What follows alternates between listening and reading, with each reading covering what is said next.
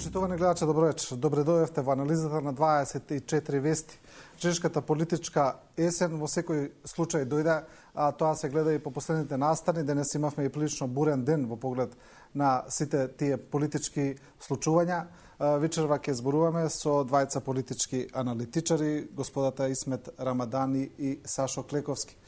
Во најновиот развој на настаните, значи пред отприлика половина час, медијатор во преговорите Питер Ван Хулте излезе и кажа дека е договорено предлагачите на законот за забрана на објавување на прислушуваните разговори се согласиле да го повлечат законот.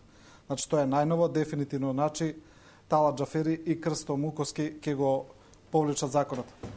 Господин Рамадани, ќе зборуваме за законот пошироко, сега сакам само да ве прашам како ви личеше вас целата ова драмолетка, ова може да се каже шпанска серија околу законот, го донесува, па ќе го повлечат, па не сака, па на крајот сепак го повлекува?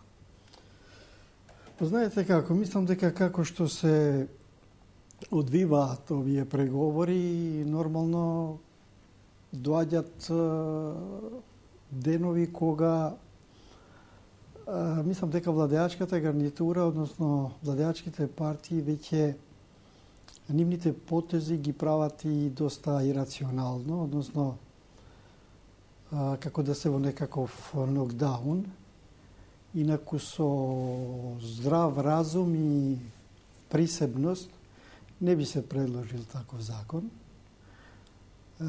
Со тоа што за 2 дена добија голема негативна јавност од сите структури, односно од сите, дали тоа од новинарите, од интелектуалците, од луѓе кои навистина не би прифатиле никогаш ваква цензура и така натаму. И на крајот што се случи? Се случи еден автогол за предлагачите на овој закон, што еден од новинарките добро го нарече. Мислам дека глупав закон е. И со тој закон отворија, односно со тој предлог, отворија многу дебата во однос на тоа докаде може, значи, да се стигне до кога неразумно правиш потек, односно докаде може да стигне тој обид за цензура, односно за забрана на материјали кои веќе се објавени и кои откриваат една вистина, односно нешто што ги освестија и граѓаните, а ги потврдија и многу кажани анализи, односно кажани мислења од луѓе кои навреме реагираа за состојбите во државата, односно состојбите во владеачките партии, односно во власта. Да, добро, ќе продолжиме во однос на самиот закон. Во текот на емисијата, господине Клековски, зошто беше избран токму овој тајминг? Зошто среде преговори се предложи? Па не мислам дека ова беше толку рационален потек. Ја мислам дека беше доста рационален потек. На овој закон предходеше серија написи во дел од опозицијските портали дека ќе следи објавување на секс скандали од снимките. И мислам дека една од целите на овој закон беше да ја предупреди таа ситуација, да ја пресетне таа ситуација на објавување на можни снимки кои се лични и приватни снимки, не се поврзани со прашање како организиран криминал или корупција. Втората работа, мислам дека со законот успеа да го наведат председател од СДСМ Зоран Заев сепак да признае дека се разговарало за овој закон. Дали тој ќе важи во иднина, нема да санкционира минати состојби, се разговарало за носење на закон со кој ќе се забрани објавување на дел од снимките или на снимките, што мислам дека СДСМ го таеше доста умешно до сега. Трето, мислам дека се направи дистракција на вниманието, нешто што може би се уште не сме свесни од што требаше да се облечи вниманието во овој момент. И четврто, се демонстрира една таква сплотеност на ДУИ на ВМРО ДПМН, што јас морам да кажам, не паметам да ние сме имале волку јаки коалицијски односи во сите овие 25 години од демократска Македонија. Да, дури предлагач на законот, како иако се Тала Џафери и Крсто Мукос, ВМРО ДПМН, сепак фронтмен на целата ситуација беше Тала Џафери од ДУИ. Он ги трпеше ударите од јавноста, критиките, он излезе напред да го брани законот. Па, мислам дека една демонстрација на одлични меѓукоалицијски односи. Значи, ние цело време сме соочени со шпекулации дека нели едно од можните сценарија како нели опозицијата ќе дојде на власт, дека ќе се распадне коалицијата меѓу ДУИ и ВМРО ДПМН, ќе се направи ново парламентарно мнозинство и така натаму. И од друга страна има редица на настани, ова е еден од најдемонстративните настани, каде што ДУИ го презема теретот на вадење на врки костени во име на својот коалицијски партнер. Мислам дека сето тоа ми звучи доста рационално, посебно познавајќи го господинот Џафери. Господинот Џафери не е ирационален човек, он е војник. Мислам дека е доста рационален и дека не би влегол во сето ова ако сето ова немало одредена цел. Да, во текот инаку сакам да го прокоментирам и јас малку воопшто не се сложувам дека тука е тоа некоја добра извонредна соработка во однос на многу други прашања, нема некаква соработка. Инаку ДУИ и овој пат покажа и докажа дека за одредени работи се става во ситуација да ситуација на сервилност кон партнерот и тоа што се предпоставуваше дека ќе има голема реакција, како што и имаше реакција, требаше тоа се да го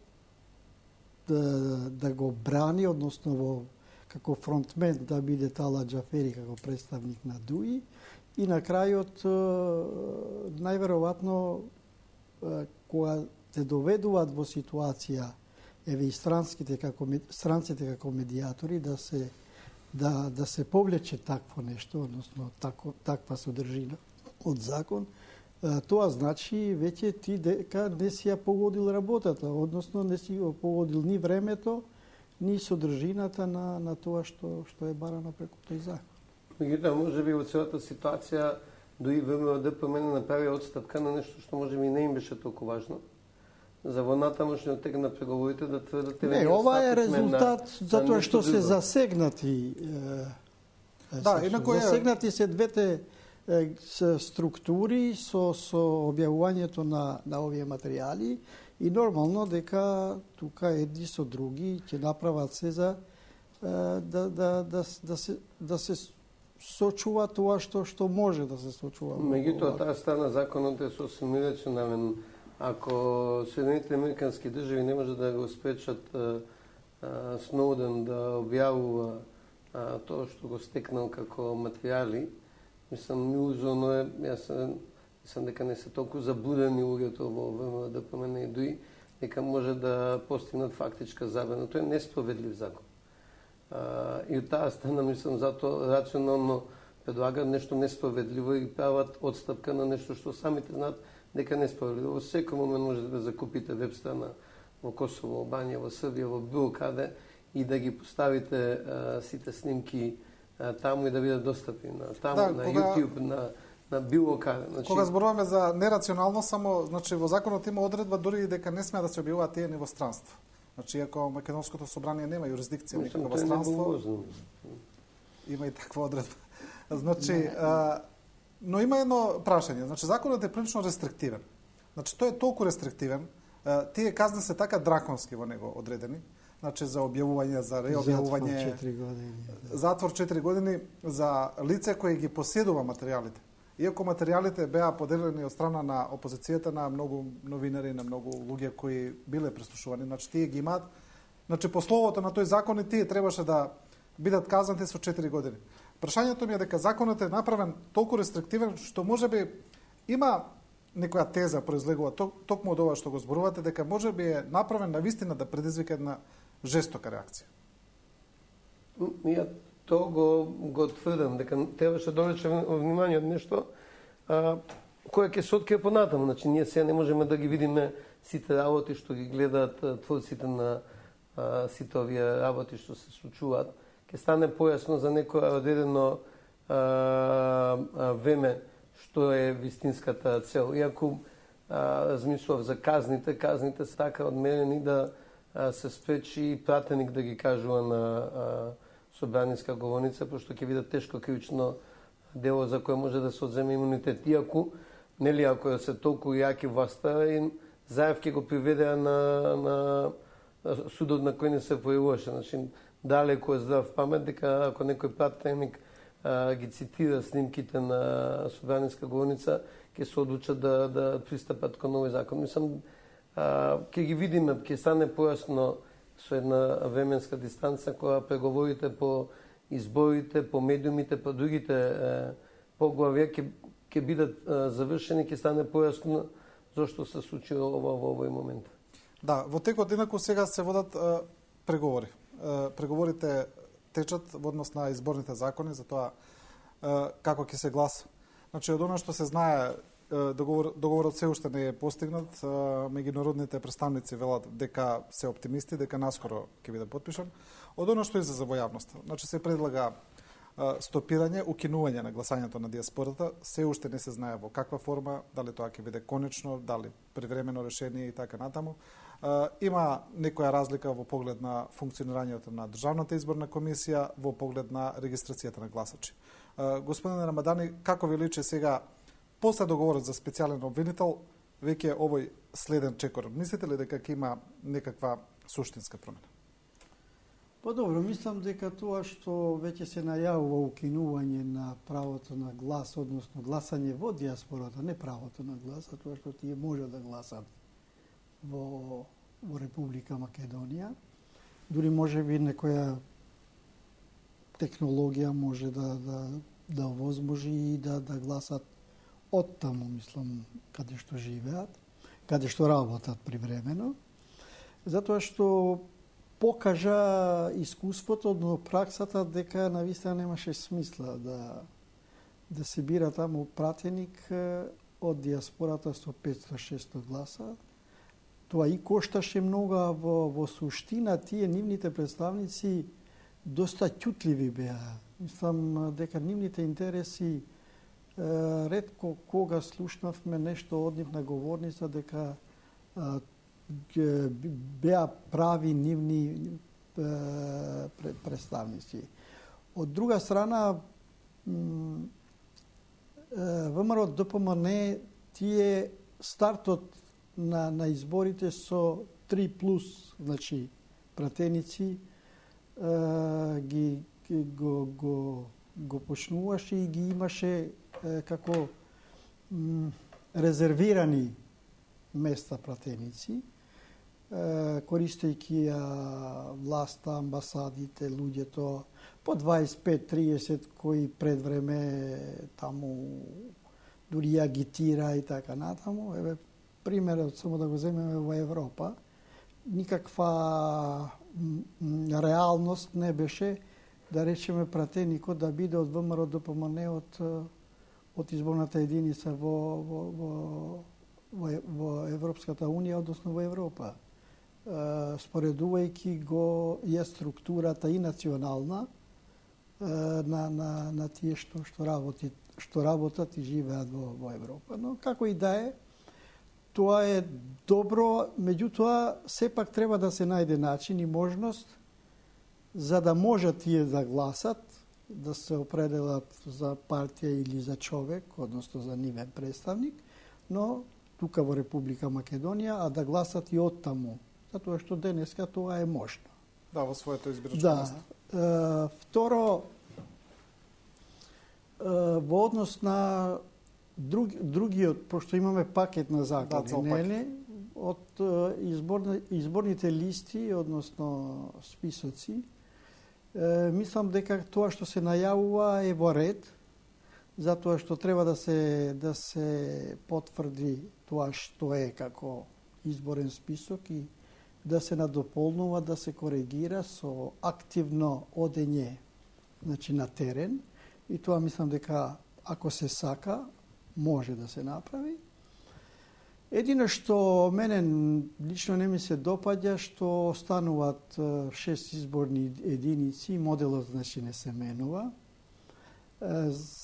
Мислам дека тука грешката е што големите партии, односно главните преговарачи, тука по се изгледа без разлика како се изјаснувале досега, како да имат интерес да останат тие 6 изборни единици, затоа што ги имат изборните единици досега обработени, изработени. Имат изработена шема, да речеме за изборна единица 1, 2, 3 и натаму. И за жал таму досега на сите тие изборни циклуси беа ангажирани и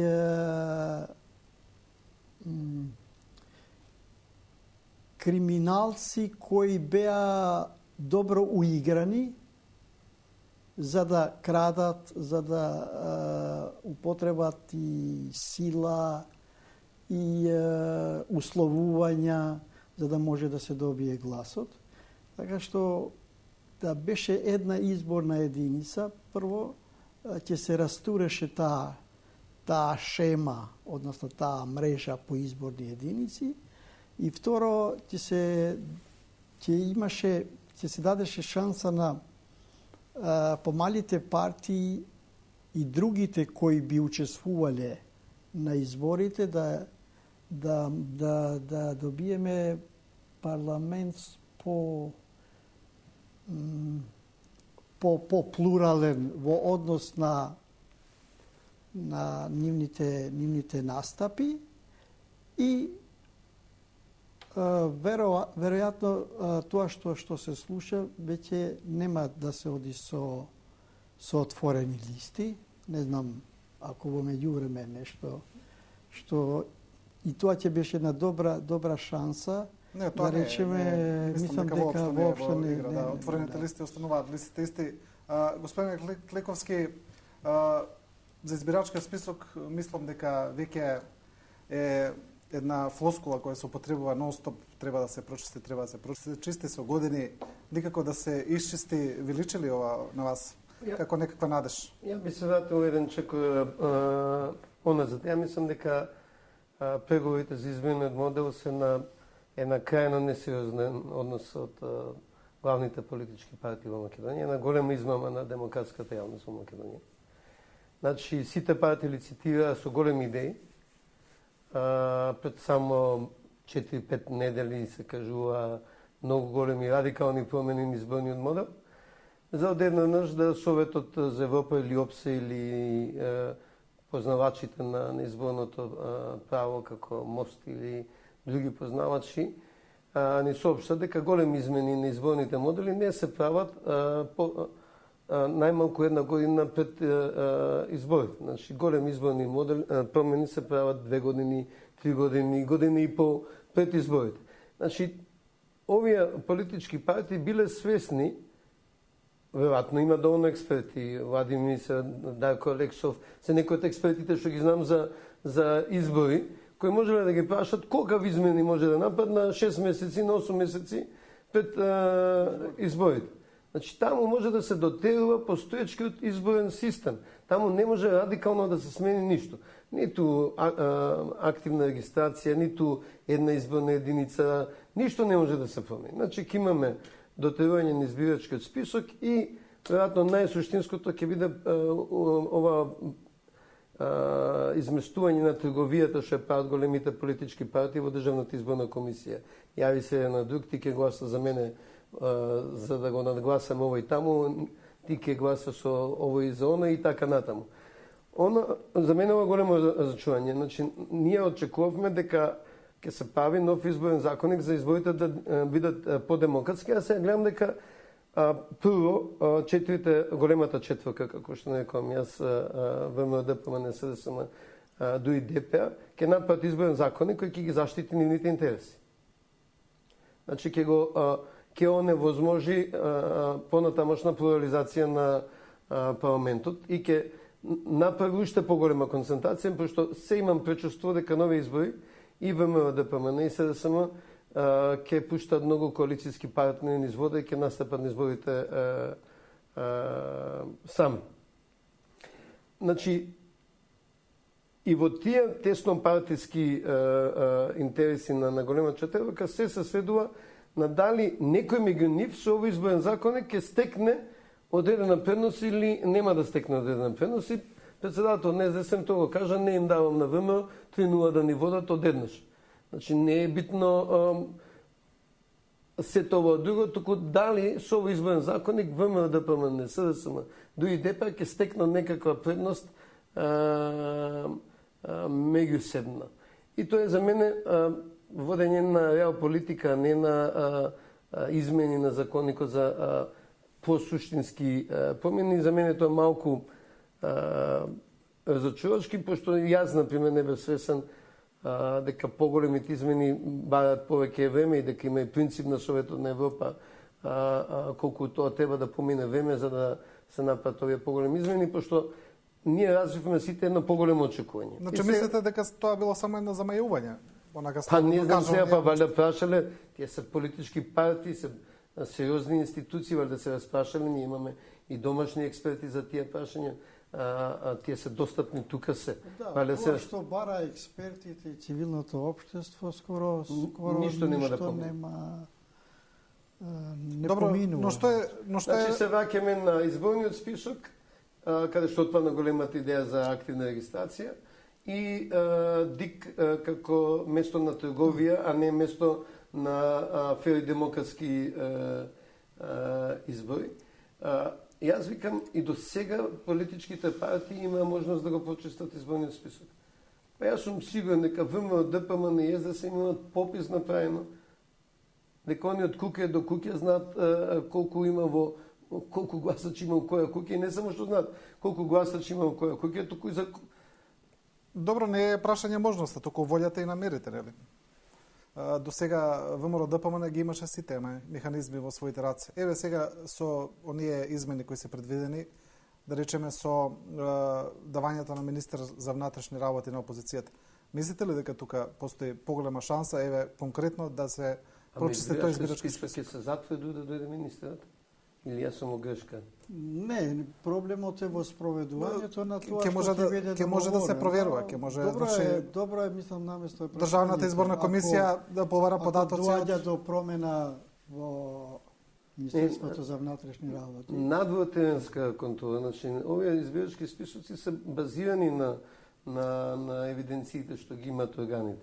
Надвотеренска контрола, мислам дека се друго пак ќе не води кон истите проблеми. Ние сите знаеме, ние имаме лични примери, дека имаме со години непроменети адреси, имаме починати лица кои се уште водат на нашите телефонски сметки или сметки за струја. Мислам, ние сите знаеме дека личните евиденции, собствените лични евиденции не ни се средени, што тоа не се средени на државата.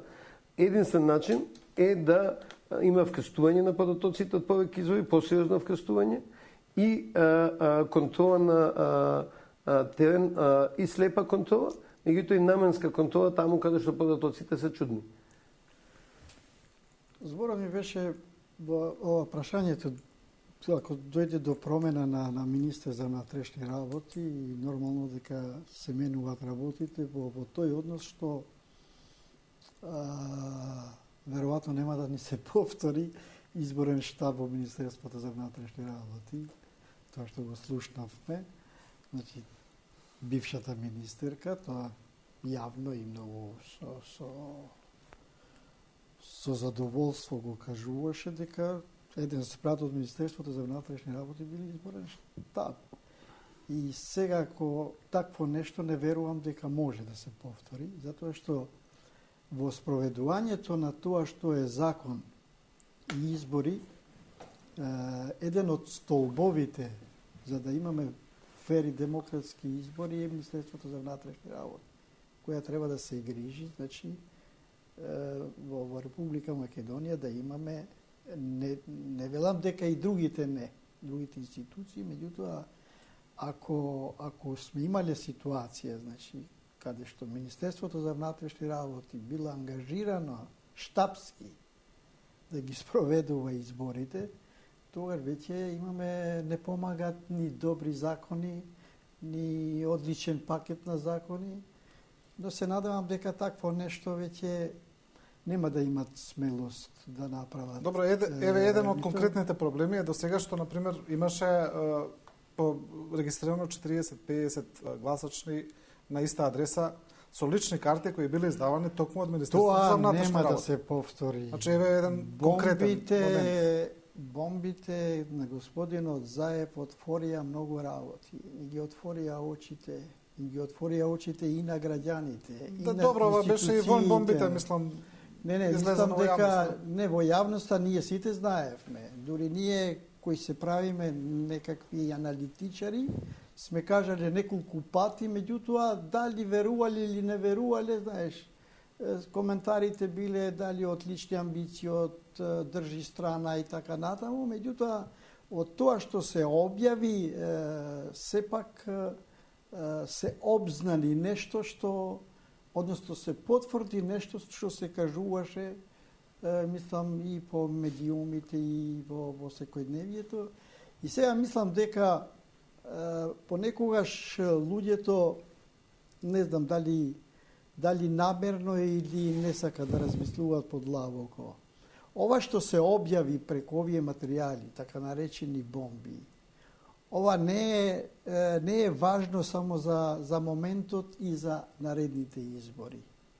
Ова е важен момент историски за Република Македонија, дека и наредните функционери, дали се министри, дали се премиери, веќе ќе внимават и дефинитивно ќе внимават како, значи ќе владеат и како ќе се однесуваат во рамките на уставот и законите.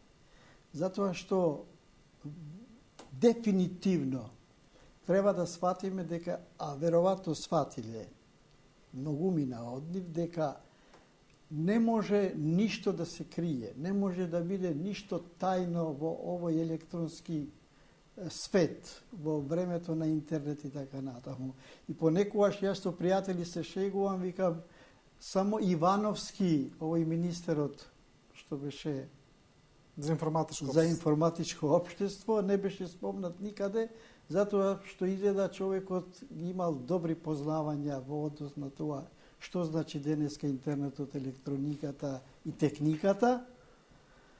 Само жал ми е што не им кажал на своите сопартици, своите колеги министри, тие длабоко заглавија во сето тоа што го направиле и сега тие се на еден начин поука за другите кои ќе дојдат, ќе бидат на власт, ќе владеат.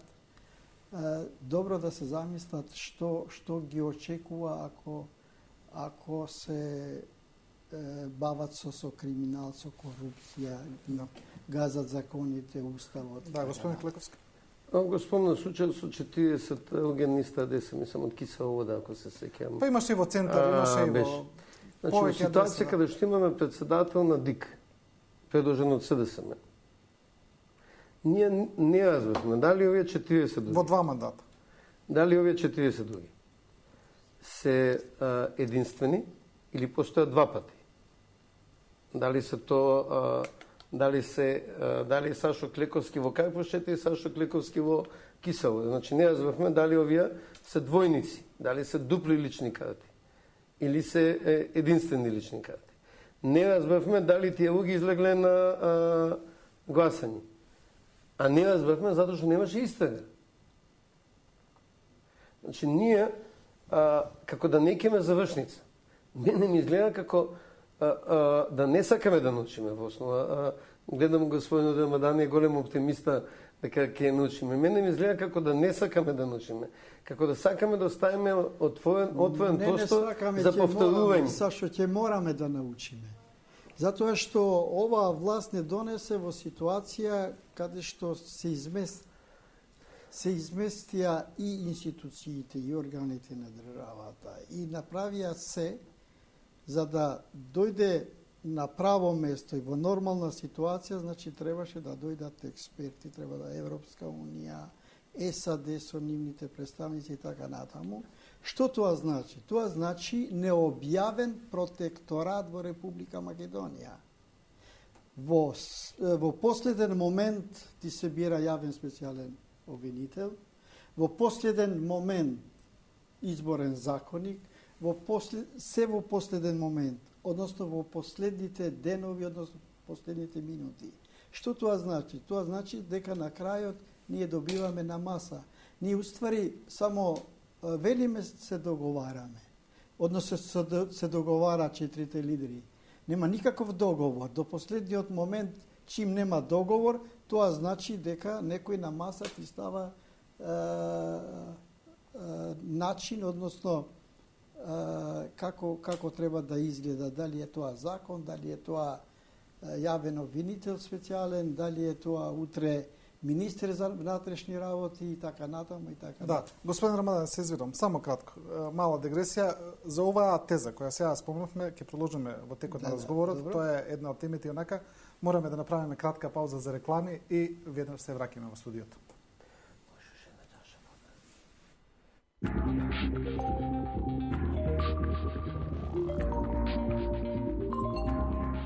Фантастична наградна игра со Елит кафе до многу награди и пари. Купи го твоето омилено Елит, погледни во внатрешноста и можеш да освоиш многу награди и 10 пати по неверојатни 100.000 денари. Срекна добитничка на 100.000 денари. Овој пат е Милановска мица од Куманово. И па на здравје кафе со Елит кафе. За некого откажување од целта. За него предизвик за победа. За некого пречка. За неа можност за успех. За некого потежок пат. За неа невообичаен. За некого легендарно возило. За нас новата генерација теренски возила на Mercedes-Benz.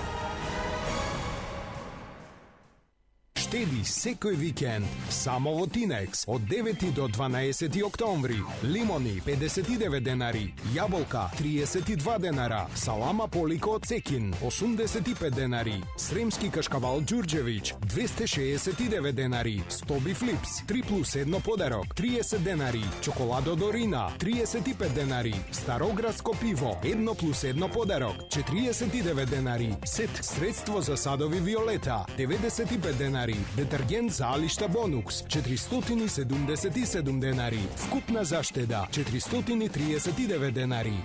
Тинекс, секој ден со вас. Според остварените резултати за 2014 година, Телекабел е 29-та фирма по успешност во Македонија. 18 години достигнувања. 18 години со вас. Почитувани корисници, ви благодариме на довербата.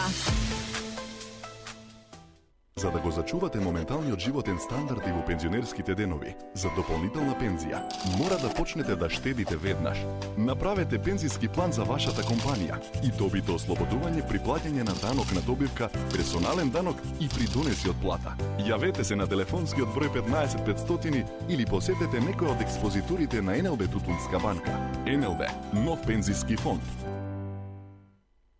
Хотел Тино, Охрид, сместен во идиличен пејсаж на населбата Свети Стефан со поглед на прекрасното Охридско езеро. Располага со спа и велнес центар, џакузи, внатрешен и надворешен базен, базен за деца, детско игралиште и сала за состаноци. Ресторан и летна тераса со капацитет од 250 гости. Хотел Тино, Свети Стефан. Ана доаѓа на интервју за работа. Како работно искуство имате? Имам долгогодишно работно искуство како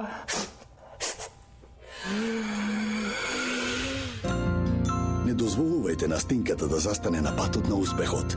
Кафетин Cold Max од сега со вкус на лимон и ментол. Јас сум примариус доктор Марина Поплазарова, педијатар, и целата моја кариера ја посветив на грижата за превенција и лекување на децата. Најсреќна сум кога родителите ги користат моите совети за превенција на болестите. Моја препорака е користење на најдобрата детска формулата за здравието G-Kids. Добро е G-Kids да се користи во текот на целата година, но најинтензивно се препорачува користење пред сезоната на настиг. G-Kids значи силен имунитет, G-Kids е здраво детство.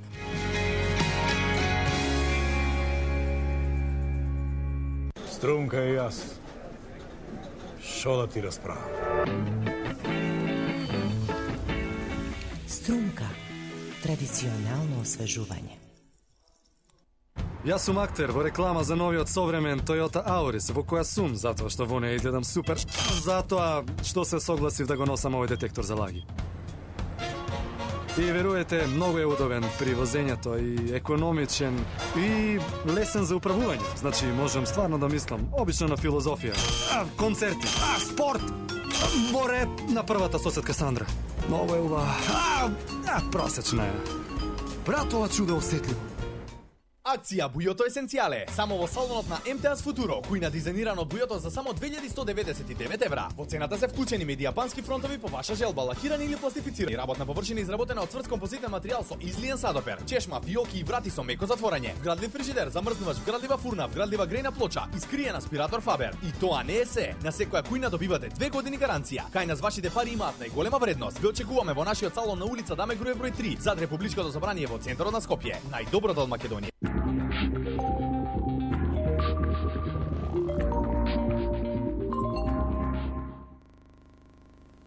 Да, се враќаме во студиото. Господин Рамадани, застанавме до еден интересен момент, тоа ми беше едно од прашањата. Гледаме како течат преговорите. Се договори специјалниот обвинител, го очекуваме изборниот пакет, според сите најави, тој ќе биде наскоро договорен, но има еден момент, еден феномен, што по сите тие така наречени опозицијски бомби кои ги преслушавме, власта беше прилично непопустлива. Значи, тие излегуваа во јавноста, власта имаше една стратегија со која ги негираше тие, одеше со своји контраудари и сето тоа се чинеше дека функционира, се додека не дојде меѓународната заедница. И сега во преговорите пак гледаме еден сличен момент, кај што власта која беше прилично непопустлива досега, тоа беше еден дел од незиниот имидж на непопустливост пред сите тие удари од надвор и од натренели. Сега некако сите оние договори кои што произлегуваат се некако на штета на владината коалиција и се тотално спротивни на нивните барања и настапи во преговорите. Па веројатно им се кажува на уво нешто друго, што ние не го знаеме. Но што е тоа што се кажува, да, тоа е прашањето. Па тие најдобро знаат што ги очекува. Мислам дека ова работа ќе оди до крај. Нема, мислам дека е проект поголем прочистување на сите криминални структури политички во регионот, односно во одредени држави, каде што ќе мора тоа да оди до крај. Дали е тоа во склоп на Берлинскиот самит продолжен во Виена и наредниот во Париз. Дали е, меѓутоа едно знам дека сите тие кои се огрешиле и над законот, над уставот, криминални дејанија, коруптивност и така натаму, нема спас за нив. И тие најверојатно мислат дека ако попуштат ќе се ублажи кон нив тоа што значи одговорност, односно да одговараат на нивните дејанија, односно на нивните постапки. И мислам дека ако ги споредуваме изјавите први и последни, како ретерира самиот премиер во неговите изјави, како ретерират и други, се случија многу работи во меѓувреме што владината коалиција навистина во еден нокдаун, каде што мислам дека слободно може да им се брои до 10, затоа што тие веќе се свесни дека ова е процес што мора да оди до крај. И веројатно тие во нивната подсвест го знаат тоа дека полека и нивниот електорат и нивните гласачи ќе го сватат, затоа што обичниот гласач од некое село или од некое градче или некаде не бил свесен, односно не знаел дека неговиот представник, функционер од партијата може да заглави до таму со криминал и со корупција. И сега веќе доаѓа таа фаза кога нема што да им се рече и на гласачите, затоа што доаѓа фазата на каде што треба да се одговара. И затоа тие се попустливи денес. Еве, ова кажува и ова законот веднаш го повлекува. Значи, ќе паднат одлуки како што ќе рече меѓународната заедница, односно нивните представници, најверојатно. Дури, мислам дека одлично тактизират медиаторите, односно леснувачите. Тие дават перцепција дека меко играат. Значи, како пеликан се однесуваат, меѓутоа пак на крајот. Дали во 5 наутро или 12 навечер, пак за тоа што се тие убедени дека е најдоброто и тоа поминува и се прогласува како договор. Да. Господин Клековски? Види ова перцепција дека само власта попуштува, јас не можам да ја видам. Например, јас памтам дека Заев рече дека нема да се вратат у собрание до Груевски премиер. Не гледам Груевски премиер, а Заев е во собрание. И јас чув дека СДСМ бара една изборна единица и активна регистрација на гласачи. Сега гледам, нема ниту една изборна единица, ниту активна регистрација на затоа што го бара странците. Гласачи. Значи, ја имам едно друго чувство. Значи, нашата политика е мачо политика. Значи, сите лидери до еден градат еден реон на непопустливост. Дека до крај на светот кодат, ама они нема да попуштат. Односно, нема да попуштат пред политичкиот противник и тогаш најлесно е да се создаде ситуација кај што попушташ пред Вашингтон и Брисел. Најлесно ме претпоставам и на Груевски, на Заев да се вратат ту партија, у Вашингтон и Брисел рекоа така и пред собственото гласачко тело. Мора да се подсетиме дека во двете подржувачки структури имаше разочарување од делови од договорот. Да, но што е тоа? И мислам дека создадениот начин на водење на мачо политика, на непопустливост, на мажишта големи во политика, не создава можност да самите направат регресија, како здраворазумски луѓе, дека самите треба да се договориме, туку мора да чекаме воспитачките од Вашингтон и Брисел да дојдат, за да, како на мали деца не ги стигнат ушите и невразумат. Тоа е поприфатливо овој ментален скоп кој се крија кај нас, отколку да ние самите се договориме за тоа што се договориме. Ја во законот за специјален јавен обвинител не видов ништо. Јас често се залагам за странска стручна експертиза, пошто има работи за кои ние немаме доволно познавање. Меѓутоа во законот за специјален јавен обвинител, ама не видов баш ништо што домашните експерти не можеа да го напишат и што ВМРО, ДПМН, СДСМ, и ДП не може да се договорат. Меѓутоа ми се чини дека на двете страни им беше полесно да додадат до последен момент со своите предлози и да чекат некој друг да не е веќе медиатор, туку арбитар. Значи, пошто медиатор треба да дозволи двете страни да се договорат. Ова веќе не е медиација, ова е арбитража. Ве слушам вас, вака ќе биде. Но еве, например, со кинувањето на гласањето на диаспората. Значи, ВМРО, ДПМН се откажува од 3 сигурни претеници. Мислам дека тоа е еден сериозен удар во стратегијата на партијата. А дали ВМРО, ДПМН можеби не создаде перцепција дека тоа е толку многу важно И во името на таа жртва на 3 пратеници, оневозможен може би посуштински промени. Не знам, значи јас сепак нит сум вклучен во преговарачките текови, нит ги знам деталите на преговарачките тактики на двете страни. Меѓутоа, моите очекување за промени во изборниот законник беа поголеми. Може би заради неинформираност, може би заради зголемени очекувања од целата атмосфера. Јас имав повеќе очекувања. Како што повеќето од нас има поголеми очекувања и од законот за специјален јавен обвинител и од изборот на специјален јавен обвинител. Еве сега ќе стигне на ред и ДИК да се избира, има 3 независни експерти.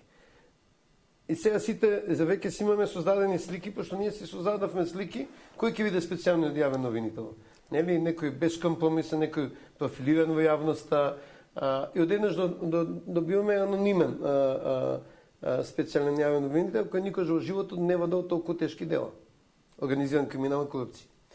И сега во решението во ДИК, колку што разбрав, претходно се збореше за 3 странци, за да се омекне од чувство дека имаме протекторат, претпоставам е отидено на решение на 3 независни експерти.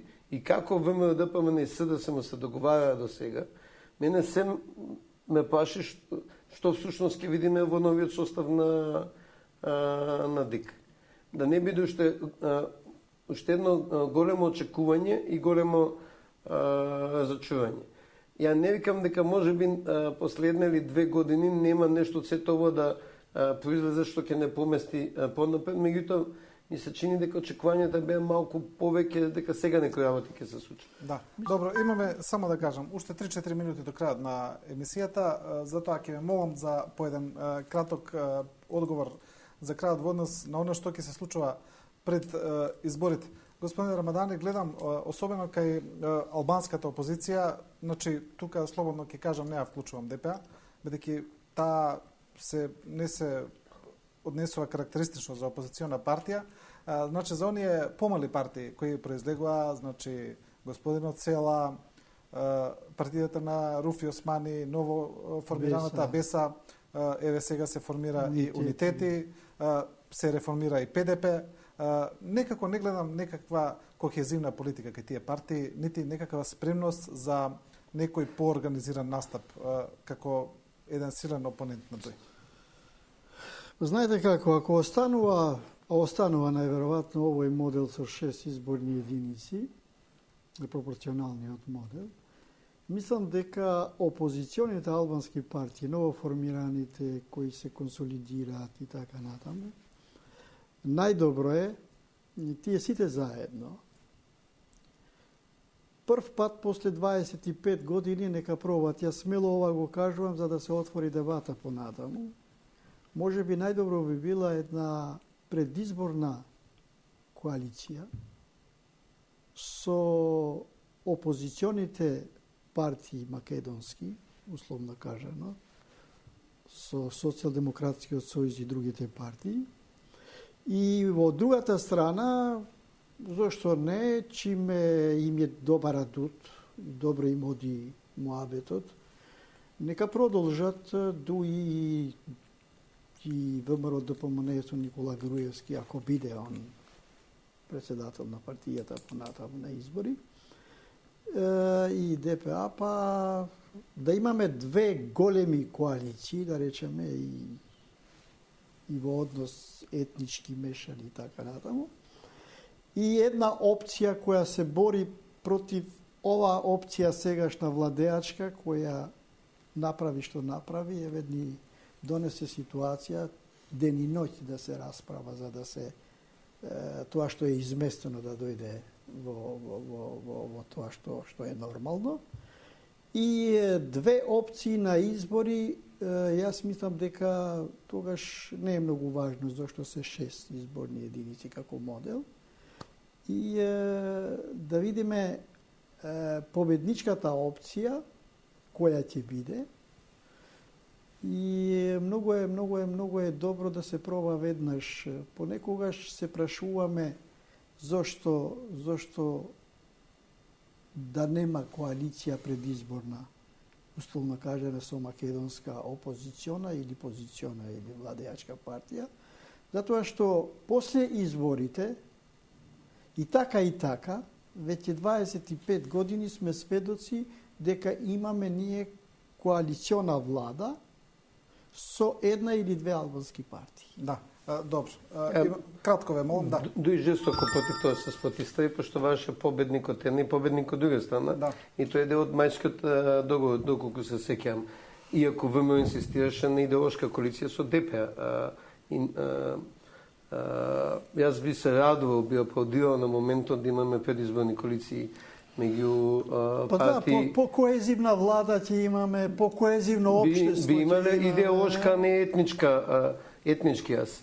Меѓутоа, оно што го гледам како тренд, посебно меѓу новоформираните политички партии кои ќе атакуваат на албанскиот електорат во Македонија, е несвесноста дека со натамошната фрагментација нивна, значи една, втора, трета, четврта, ја сечат гранката на која седат, и колку повеќе има нови партии, толку подобро ќе биде за дуи ДП, пошто ќе се фрагментира незадоволството.